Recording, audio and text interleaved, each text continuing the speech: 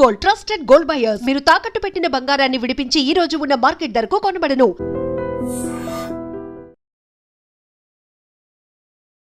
నమస్కారం అండి, నా పేరు doctor Rajesh Ukkala, consultant physician at Renova hospitals. అయితే మన టాపిక్ ఈరోజు వైటమిన్ డి అండ్ బాడీలో నీడ్స్ అండ్ రెగ్యులేషన్. ఎందుకు ఈ టాపిక్ చూస్ చేస్తున్నానంటే, వాస్తవానికి క్లినికల్ ప్రాక్టీస్లో almost daily abnormal recordings of vitamin D అనేది రెగ్యులర్గా ఆల్మోస్ట్ ఎవరికి చేపించినా కానీ ఆ ప్రాబ్లం అయితే కనబడుతుంది. ఇంకా కొంత చెప్పాలంటే సబ్స్టిట్యూషన్ చేసి కరెక్ట్ చేసిన తర్వాత ఎవరైతే అది కంటిన్యూ చేయరో వాళ్ళల్లో మళ్ళీ లెవెల్స్ పడిపోవడం అనేది ఫ్రీక్వెంట్గా గమనిస్తున్నాం. మరి ఎందుకు ఇది ఇంత ఇంపార్టెన్స్, ఎందుకు కారణంగా దీనికి మనం కరెక్షన్ చేసుకోవాలని గమనిస్తే, మనం కోవిడ్ టైంలో చాలా ఫ్రీక్వెంట్గా కనిపించింది వైటమిన్ డి డెఫిషియన్సీ ఉన్న వాళ్ళకి కోవిడ్ తీవ్రత ఎక్కువగా ఉండింది, కోవిడ్ రికవరీ రేట్స్ తక్కువగా ఉన్నాయి, అండ్ కోవిడ్ ఇన్ఫెక్షన్ ఈజీగా రావడం కూడా గమనించారు. సో వైటమిన్ డికి ఇమ్యూనిటీకి చాలా డైరెక్ట్ కనెక్షన్ ఉన్నట్టు చూపిస్తున్నారు. సో వైటమిన్ డి రోలు చాలా క్రూషియల్గా మనకి ఇంతవరకు అర్థమైంది ఏంటంటే, బోను, మజిల్ వీటికి ఎక్కువగా హెల్ప్ఫుల్ అని. కానీ ఇప్పుడు కొత్త డేటా వస్తుంది. ఈ కొత్త డేటాలో ఏం చేస్తుంది, ఆల్మోస్ట్ వాస్తవానికి ప్రతి కణానికి వైటమిన్ డి ఇంపార్టెంట్, ప్రతి సిస్టంలో దానికి రోల్ ఉంది, అండ్ ముఖ్యంగా డయాబెటీస్లో చాలా ఎక్కువగా దీని ఇంపార్టెన్స్ ఉందని కూడా గమనించారు. సో వాస్తవానికి ఆల్మోస్ట్ ఎవ్రీ సిస్టంలో మనకు వైటమిన్ డి రెగ్యులేషన్ ఉంది కాబట్టి వైటమిన్ డి లెవెల్స్ని ప్రాపర్గా మెయింటైన్ చేయడం అనేది ఇంపార్టెంట్. అయితే మనము వైటమిన్ డి ఏ లెవెల్కి ఉండాలి, చాలా ఫ్రీక్వెంట్గా నేను వింటుండేది, మేము టెస్టులు చేయించుకున్నాం సార్ 6 months బ్యాక్, నార్మల్గానే ఉంది అంటారు. సో వాస్తవానికి అవి మనం రివ్యూ చేసినప్పుడు నేను గమనించేది ఏంటంటే 30 to 100 అనేది normal range of vitamin D.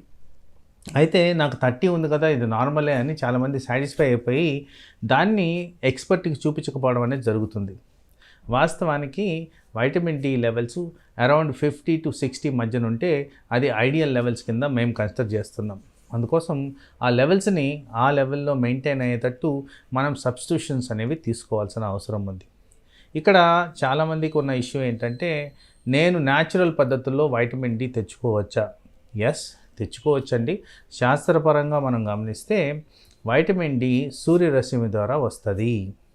So సూర్యరశ్మిలో అల్ట్రా బి వైలెట్ రేస్ అవి మన చర్మం మీద ఉన్న కొన్ని కణాలని స్టిమ్యులేట్ చేసి వైటమిన్ డి తయారు చేసే విధంగా పనిచేస్తుంది. వాస్తవానికి ఆ సూర్యకిరణాలు మార్నింగ్ టైంలో ఎక్కువగా ఉంటాయి, అల్ట్రా బి వైలెట్ రేస్ అనేవి. సో మార్నింగ్ టైంలో మనం సన్ ఎక్స్పోజ్ అయితే మంచిది అనేది మనం గమనించుకోవాల్సిన అవసరం ఉంది. అలాగే సోర్సెస్ ఆఫ్ వైటమిన్ డి గురించి మాట్లాడుతున్నప్పుడు ఈ సోర్సెస్లో ముఖ్యంగా మీట్, లివర్ వైటమిన్ డి ఎక్కువగా గమనించారు.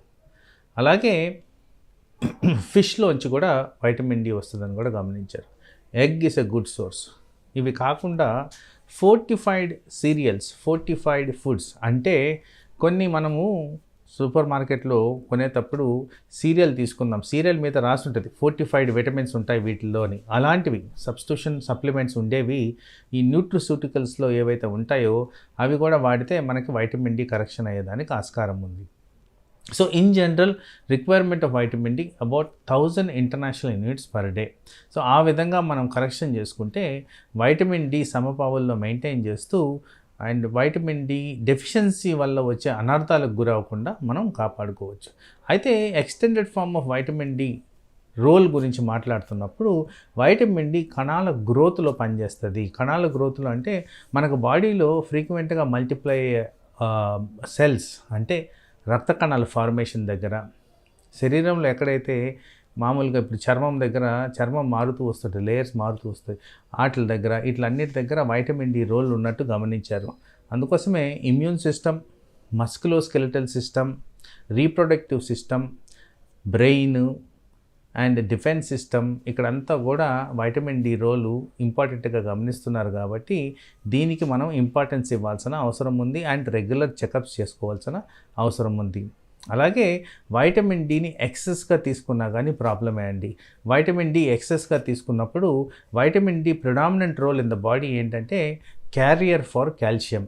సో కాల్షియంని అధికంగా పెంచి హైపర్ కాల్సిమియా రిలేటెడ్ ప్రాబ్లమ్స్ వచ్చేదానికి ఆస్కారం ఉంది. అయితే ఇక్కడ హైపర్ కాల్సిమియా వచ్చినప్పుడు మనం గ్రహించాల్సింది ఏంటంటే ఒళ్ళు నొప్పులు, మోషన్ హార్డ్గా రావడం, మూడు డిస్టర్బెన్సెస్ ఉండడం, హెడేక్ రావడం, వాంతులు అవ్వడం, అజీర్ణం చేయడం, ఇవన్నీ కూడా hyper vitaminosis, hyper vitamin D levels ఉన్నప్పుడు వచ్చేదానికి ఛాన్స్ ఉంది. ఎనీథింగ్ అబౌవ్ 100 ఇలాంటి సిమ్టమ్స్ కానీ కనిపిస్తే మనం డెఫినెట్గా వైటమిన్ డి అధికంగా ఉందని గమనించాలి. అలాగే ఒకవేళ excess amount of vitamin D మనలో డిటెక్ట్ చేస్తే వెంటనే మనం చేయాల్సింది ఏంటంటే ఆ సబ్స్టిట్యూషన్ అనేది స్టాప్ చేసి ఎక్కువగా వాటర్ తీసుకున్న దానివల్ల ఈజీగా ఈ లెవెల్స్ తగ్గే విధంగా పనిచేస్తాయి. అయితే మనం గమనించాల్సింది ఏంటంటే ఈ వైటమిన్ డి అనేది ఆయిల్ అబ్జార్ప్షన్ ఉన్న వైటమిన్. సో ఆయిల్ అబ్జార్ప్షన్ ఉన్న వైటమిన్కి ఎక్కువ శాతం బాడీలో రీటైనర్షిప్ ఉంటుంది కాబట్టి కాస్త ఎక్కువ గ్యాప్ ఇవ్వాల్సి వస్తుంది. అంటే ఒకవేళ excess amount of vitamin D ఉంటే మనము అట్లీస్ట్ ఒక 1 మంత్ గ్యాప్ ఇచ్చిన తర్వాత దీన్ని మెజర్ చేసుకొని అవసరమైన చోట కరెక్టివ్ మెజర్స్ అనేది వాడాల్సిన అవసరం ఉంది. ఇలా చేసిన దానివల్ల వైటమిన్ డి లెవెల్స్ ప్రాపర్గా మెయింటైన్ అవుతూ బాడీలో ఏవైతే జీవక్రియలు జరగాలో వాటిలన్నిటిలో తోడ్పడుతూ పర్టికులర్గా డయాబెటీస్ని కంట్రోల్లో చేస్తూ అలాగే మస్కులోస్కెలిటల్ సిస్టమ్ సంబంధించిన వ్యాధులు, arthritis, muscle problems, muscle spasms రాకుండా మనం కాపాడుకోవచ్చు. మానసిక ఒత్తిడులు, నర్వస్ వీక్నెస్, యాంగ్జైటీ, డిప్రెషన్ ఇలాంటివి కవర్ చేస్తూ ఈరోజు మాట్లాడదలుచుకున్నాను. ఎందుకు ఈ టాపిక్ తీసుకురావాల్సి వస్తుందంటే చాలా మటుకు ఇప్పుడున్న ప్రాబ్లమ్స్లో యంగ్స్టర్స్కి ఎక్కువగా ఇంపార్టెన్స్ ఇవ్వాల్సిన అవసరం వస్తుంది. యంగ్స్టర్స్ అంటే ఎవరైతే అట్ రిస్క్ ఉన్నారో, ఇప్పుడు మీరు ఫ్రీక్వెంట్గా వింటారు సోషల్ మీడియా ద్వారా, ఏంటి సడన్గా చనిపోయాడు, సడన్గా ఇట్లా అయింది, బాగానే ఉన్నాడు, రీసెంట్గా సోషల్ మీడియాలో సర్క్యులేట్ అయిందని బ్యాడ్మింటన్ ఆడుతూ కొలాప్స్ అయిపోయారు, ఆ పర్సన్ రివైవ్ కాలేదు. సో ఇలాంటివి ఎలా అవాయిడ్ చేసుకోవాలి? సో వాస్తవానికి ఒక హెల్త్ చెకప్ అనేది అవసరం. ఓకే, హెల్త్ చెకప్ చేసిన తర్వాత కూడా ఈవెన్ అవన్నీ కూడా పర్ఫెక్ట్గా ఉండి స్టిల్ ప్రాబ్లమ్స్ అనేవి రైజ్ అవుతూ వస్తున్నాయి. ఈ ప్రాబ్లమ్స్కి రైజ్ అవ్వడానికి మూల కారణం నేను గమనించింది ఏంటంటే మానసిక ఒత్తిడులు. సో మానసిక ఒత్తిళ్ళు కారణంగా చాలామంది అధికంగా బ్లడ్ ప్రెషర్కి గురవడం, బ్లడ్ ప్రెషర్ని అన్నోటిస్డ్గా ఉన్నందువల్ల ఇది అనర్థాలకి దారి తీయడం, పర్టికులర్గా హార్ట్ అటాక్, బ్రెయిన్ అటాక్ రావడం అనేది జరుగుతుంది. అయితే ఇక్కడ ఒక విచిత్రం ఏంటంటే ఇదివరకు మేము చదువుకునే రోజుల్లో బ్లడ్ ప్రెషర్ అనేది డే టైం ఎక్కువగా ఉండడం, రాత్రులు తగ్గిపోవడం అనేది సహజంగా మేము నేర్చుకున్న విద్య. అయితే ఈ మధ్యకాలంలో night time spikes of blood pressure ఎక్కువగా కనపడుతున్నాయి. సో మీరు డాక్టర్కి డే టైం వెళ్ళి పరిచయం చేసుకున్నప్పుడు అక్కడ నార్మల్ బ్లడ్ ప్రెషర్స్ రికవర్ అవ్వడం, రాత్రులు మాత్రం హై రికార్డింగ్స్ రావడం అనేది గమనించి ఎందుకు రాత్రులు ఎక్కువగా హార్ట్ అటాక్స్కి గురవుతున్నారు, రాత్రులు ఎక్కువగా బ్రెయిన్ అటాక్కి గురవుతున్నారు గమనించినప్పుడు ఈ pattern of changes of blood ప్రెషర్ని గమనించడం జరిగింది. సో వీటికి మేజర్గా మనము స్ట్రెస్, నిద్ర లోపము, మానసిక ఒత్తిడుల కింద కన్సిడర్ చేయాల్సిన అవసరం వస్తుంది. అయితే ఈ మధ్యకాలంలో బహుశా ఇన్ ద లాస్ట్ 20 years చాలామంది నైట్ టైం వర్క్ చేయడం, లేటుగా తినడం, లేటుగా పడుకోవడం, సోషల్ మీటింగ్స్ పెట్టుకోవడం, స్క్రీన్ టైం ఎక్కువగా వాడడం, ఇలాంటివన్నీ కూడా దీనికి అడిషనల్ ఫ్యాక్టర్స్గా గమనిస్తున్నాం. అయితే ఎప్పుడైతే వెస్టర్నైజేషన్ అనేది మనం యాక్సెప్ట్ చేసామో, వెస్టర్న్ టైమింగ్ ప్రకారం పనిచేస్తున్నామో, వీళ్ళందరిలో నిద్ర లోపాలే కాకుండా మానసిక ఒత్తిళ్ళు కూడా పెరుగుతున్నాయి. నేను చూస్తున్న పేషెంట్స్లో కొంతమంది ఆల్మోస్ట్ 14 to 18 hours పనిచేయడం గమనించాను. మరి వీళ్ళందరికీ కూడా విపరీతమైన స్ట్రెస్, నిద్రలోపం గురైనప్పుడు బాడీ మీద తీవ్రమైన ఒత్తిడి, ఆ కారణంగా ఈ abnormal recordings of blood pressure. And ఇక్కడ మీరు గమనించాల్సింది ఏంటంటే బ్లడ్ ప్రెషర్కి, డయాబెటీస్కి, హై కొలెస్ట్రాల్కి కనెక్షన్ ఉంది. సో వీటిల్నే మెటబాలిక్ డిజార్డర్స్ అంటాం, ఆర్ లైఫ్ స్టైల్ డిజార్డర్స్ అంటాం. వీటి కారణంగానే చాలా ఎక్కువ మంది అనర్థాలకి సఫర్ అవుతున్నారు, పర్మనెంట్ డ్యామేజెస్కి సఫర్ అవుతున్నారు. కొన్ని ఇన్సిడెన్సెస్లో హార్ట్ అటాక్ గురై చనిపోవడం కూడా జరుగుతుంది at a young age. Brain attack ఫ్రీక్వెంట్గా గమనిస్తున్నాం. ఇలాగే లాంగ్ టర్మ్గా బ్లడ్ ప్రెషర్ని కంట్రోల్ చేయనందువల్ల కిడ్నీ ఫెయిల్యూర్స్కి దారితీస్తుంది. డయాలసిస్ ఎక్కువగా అవసరం పడుతుంది. సో ఇలాంటివన్నీ అనర్థాలు రాకుండా ఉండాలంటే ప్రాపర్ అనాలిసిస్ అనేది అవసరం. ఈ ప్రాపర్ అనాలిసిస్లో ప్రథమంగా చేయాల్సింది ఏంటంటే బ్రెయిన్కి రెస్ట్ ఇవ్వడం. బ్రెయిన్కి రెస్ట్ ఇచ్చినప్పుడు మానసిక ఒత్తిళ్ళు అనేవి తగ్గుతాయి. మానసిక ఒత్తిళ్ళు తగ్గడమే కాకుండా ఇలా ఏవైతే అనర్థాల గురించి మాట్లాడానో diabetes, hypertension, high cholesterol రాకుండా కూడా మనం బాడీని కాపాడుకోవచ్చు. ఇవన్నీ జరగాలంటే తరచుగా చెకప్ చేసుకోవాలి, తరచుగా ఎక్స్పర్ట్ని కలవాలి, మీకున్న సమస్యలను ఎక్స్ప్రెస్ చేయాలి. చాలా ఫ్రీక్వెంట్గా నేను వింటున్న సమస్య ఏంటంటే వీళ్ళు వచ్చి ఎక్స్ప్రెస్ చేయకపోవడం అనేది మేజర్ ఇష్యూ. నేను అన్నట్టుగా నార్మల్గా బ్లడ్ టెస్ట్లు వచ్చినా కానీ మానసిక ఒత్తిడిని ఎక్స్ప్రెస్ చేయలేక చాలామంది సఫర్ అవడం కూడా గమనిస్తున్నాను.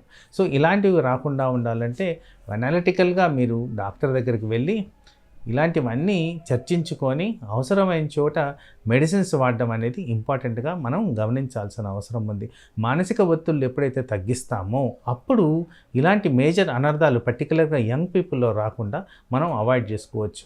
సో ఇది ఇంపార్టెంట్గా గమనించాలంటే రెస్ట్, రిలాక్సేషను, రెస్టరేషన్ ఇవన్నీ కూడా బ్రెయిన్కి ఇంపార్టెంట్. బ్రెయిన్కి ఎప్పుడైతే రెస్ట్ ఇస్తామో మానసిక ఒత్తిళ్ళు తక్కువ అవుతాయి. ప్రాపర్గా పడుకోవడం అనేది డెఫినెటివ్ ఆన్సర్ ఫర్ దిస్. అయితే ఇక్కడ మెడిటేషన్ చేయడం, రెగ్యులర్ ఎక్సర్సైజ్ చేయడం, అవసరమైన చోట డాక్టర్ ద్వారా సలహాలు సూచనలు తీసుకొని, ఇంకా అవసరమైన చోట మానసిక ఒత్తిడికి గురైనప్పుడు మానసిక స్పెషలిస్ట్ని కలిసి ట్యాబ్లెట్స్ తీసుకుంటూ ఇట్లాంటి అనర్థాలు రాకుండా కాపాడుకోవడం అనేది ముఖ్యమైన అంశం. అలా చేసిన దానివల్ల యంగ్స్టర్స్లో మేజర్ ఇష్యూస్ రాకుండా కాపాడుకోవచ్చు. నమస్తే.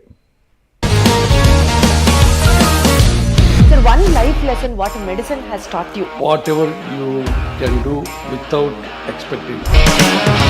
బట్ ఐ రియలీ బిలీవ్ మన పాజిటివ్ యాటిట్యూడ్ ఉంటేనే మనం ఏదైనా సాధించగలం. గట్ని మనం కరెక్ట్గా డీల్ చేసినట్లయితే అది మనకి పాజిటివ్ హార్మోన్స్ని రిలీజ్ చేస్తుంది. షుగర్ వచ్చిన వాళ్ళ పరిస్థితి ఏంటి? పొట్ట దగ్గర పెరిగితే దాన్ని ఆండ్రాయిడ్ అంటారు. ఆండ్రాయిడ్ ఫోన్ కదా. అసలు థాట్స్ ఎందుకు వస్తాయి? బ్రెయిన్ డెడ్ అంటే దానికి ప్రపంచం అంతా కూడా కొన్ని నిర్దిష్టమైనటువంటి లక్షణాలు ఉన్నాయి. మానసికంగా ధైర్యంగా ఉంటే క్యాన్సర్ జయించవచ్చు. You are a doctor for a cause sir, అంతే. వాళ్ళకు వచ్చిన ఆదాయం కాకుండా ఫ్రీ సర్వీస్ ఎంతమందికో చేస్తుంది.